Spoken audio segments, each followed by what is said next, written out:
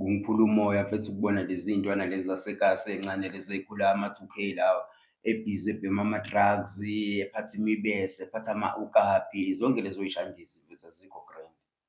And leyo nto ingiphula umoya blind ngoba manje lokho kukhomba ukuthi ayikho i-future, ayikho i-president yakusasa lapho mfethu uyangithola. Iy'ntwana ey'khulayo manje mfethu zigijimisa abantu ngebhange, zibamba inkunzi lezi ntwana zamanje mfethu.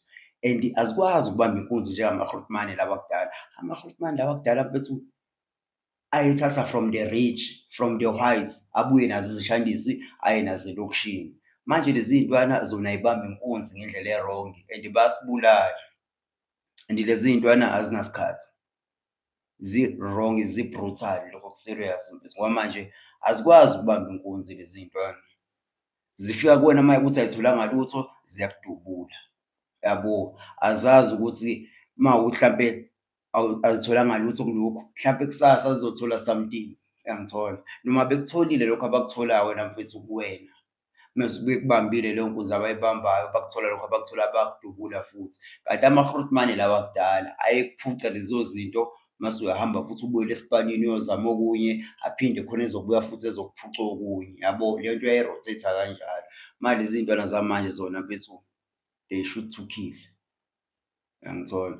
Azinasikhathi ndoda, ku-rough and sibhekene nenkinga. Angazi mina le nto ngizoyithini, noma ngizothi i-poverty noma ngizothi yini angazi. Kushuthi abantu balambile mfethu, yabo. They are very hungry. Lezi ntwana y'lambile and zilambele igazi.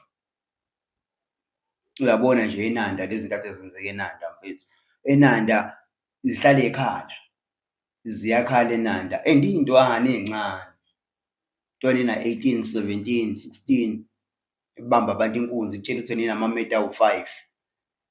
Uyabo ukuthi i-future ayikho lapha e-South Africa, there's no future.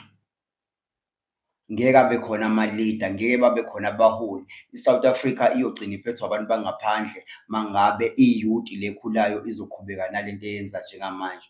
Ngobani? Iyafa, iyaphela, abanye bayaboshwa, bazophuma sebebadala, abasena-action, abasena-option, abanalutho.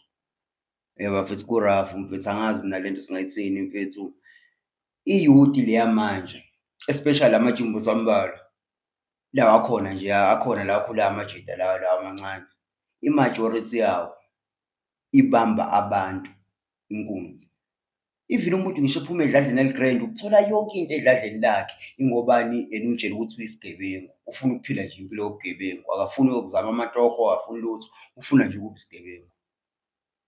Mfethu sibhekene nenkinga, angazi kalungiseka kanjani le nkinga esibhekene nayo.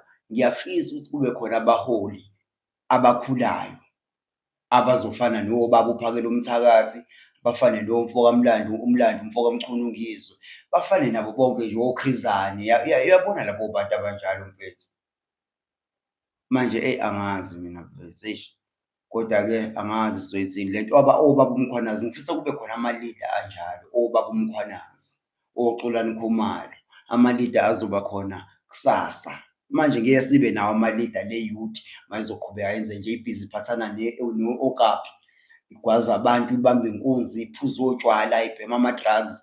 Angeke sibe nabo abaholi bakusasa e-South Africa. I-South Africa izohamba ihambe iphathwe abantu bangaphandle mangabe thina siyi-youth, siyintsha yaseNingizimu Afrika sihluleka ukuyimela, sihluleka ukusaphotha obaba uPhakela Umthakathi masithini laba abalethe iy'dakamizwa e-South Africa, nalabo abangenzi kahle, abala eNingizimu Afrika ngokungemvumo, abaphume.